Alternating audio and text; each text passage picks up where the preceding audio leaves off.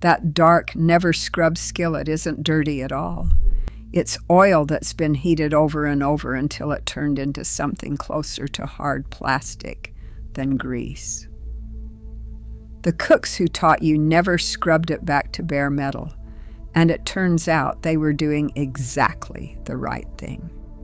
There's real chemistry sitting on the surface of that pan, quietly protecting it and helping it perform better with every year you leave it alone.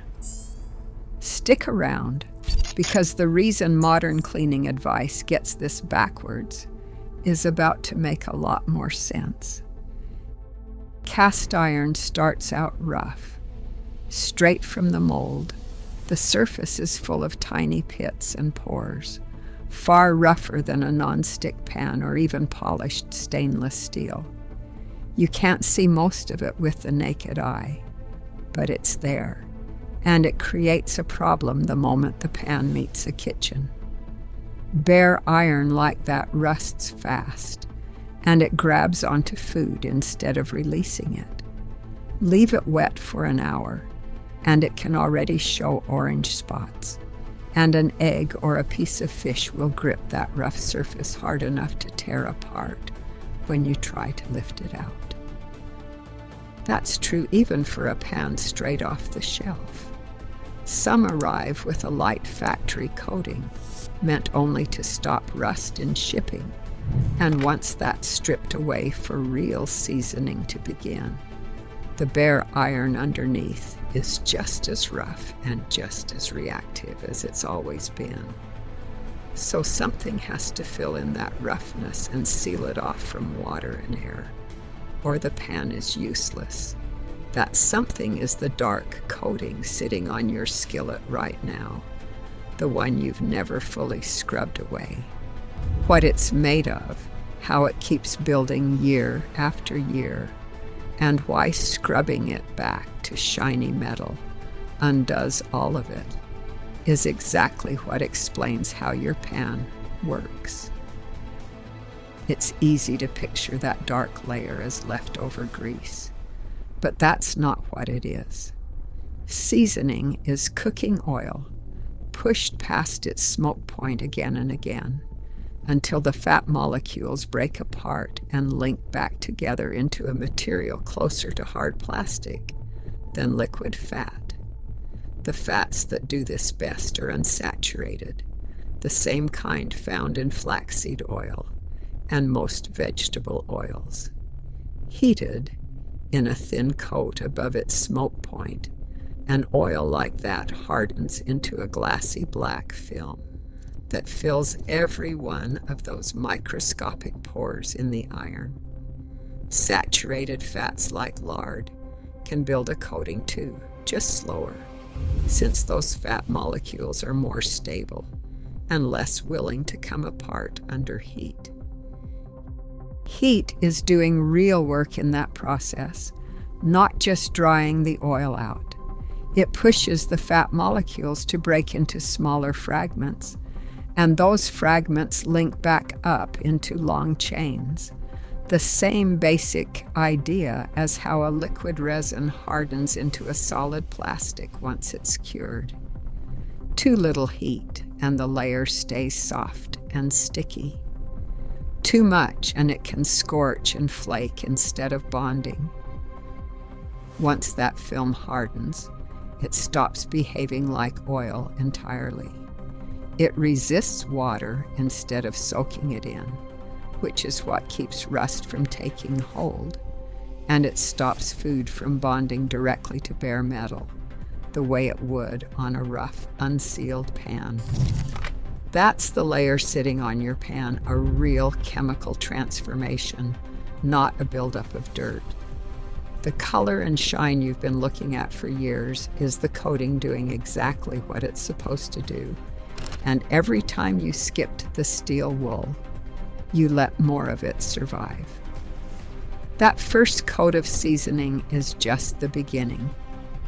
Every time you cook with a little fat in that pan, the heat adds another almost invisible layer, some of it more polymerized oil. some of it carbon left behind from browned food and oil, breaking down even further. None of this happens in one dramatic step. It happens a little at a time, meal after meal, for years. One chef who works with cast iron every day describes that buildup simply as a very thin layer of carbon, and that's close to the whole story. Carbon and polymerized oil, laid down over and over until they stop looking like either one on their own. The layer doesn't just sit on top of the iron either. It locks into those microscopic pits from the inside, the same roughness that once caused rust, and sticking, now giving the coating something to physically grip onto, almost like a plaster cast filling and gripping onto every crack in a wall. On top of that, the fat molecules bond directly with the thin layer of iron oxide that naturally forms on the metal. Between the physical grip and the chemical bond, the coating holds on hard enough that ordinary dish soap and a soft sponge can't touch it. That's why a skillet passed down for 20 or 30 years looks almost black and feels a little smoother than a brand new one made from the exact same alloy. Nothing about the metal itself changed.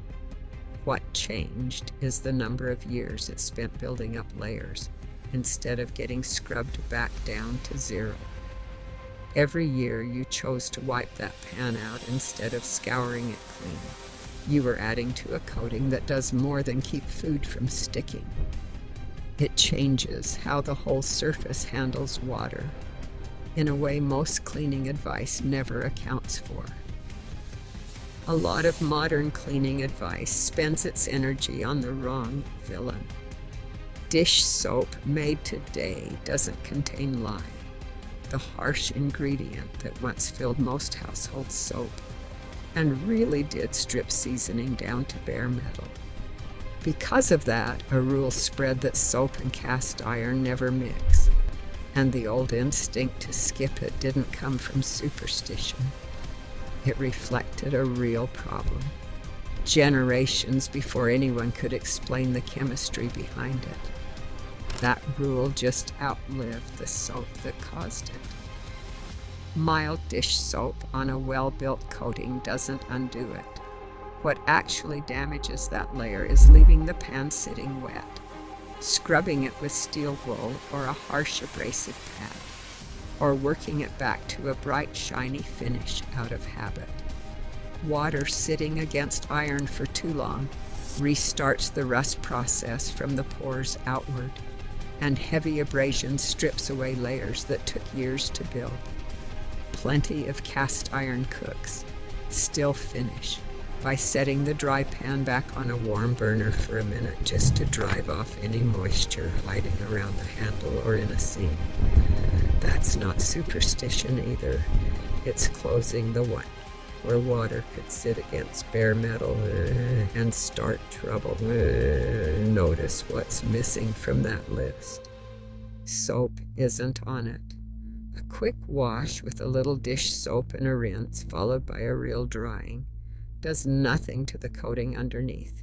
It's the standing water and the aggressive scrubbing that do the damage, not the soap bottle under the sink.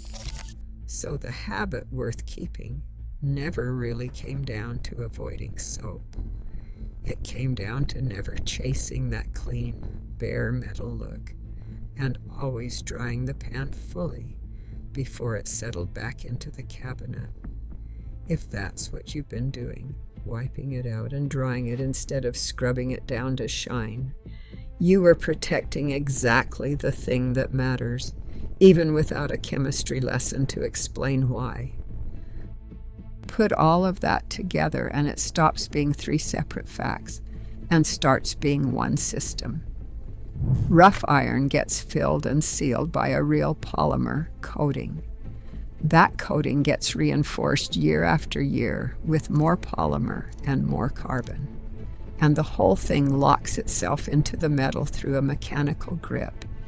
and a chemical bond that ordinary washing can't break. None of this required anyone to understand polymer chemistry to get it right. It just required leaving the pan alone in the specific ways that mattered. Seen that way, the dark, uneven, never fully shined surface on your pan isn't evidence of neglect. It's visual proof that the system is working at full strength, layer after layer, exactly as intended. Researchers who've studied seasoned iron surfaces closely have even found that the metal itself rearranges slightly under all that heat and fat, forming microscopic clusters that make the surface repel water only when there isn't much of it around, which turns out to be exactly the balance a pan needs to brown food evenly, instead of pooling fat in some spots and scorching others. There's one more part of that system most cleaning advice skips over entirely. Food cooked in that iron, especially anything acidic or simmered a long time, like a tomato sauce, picks up a small amount of iron from the pan itself. That effect shows up most in dishes that spend real time in the pan, not a quick fried egg. Researchers studying iron cookware going back decades have measured this directly, and while it isn't dramatic, it's real, adding up meal after meal, working in the background the entire time. Nobody was scrubbing that pan clean. Take one thing from this: stop chasing bare and shiny. Start protecting dry. Soap won't hurt a well-seasoned pan. Standing water will. Let the color keep getting darker instead of treating it like a problem. That skillet carries more real chemistry than anything sold as non-stick, and it earned that by being left alone the right way. If the cooks in your family did this too, say so in the comments.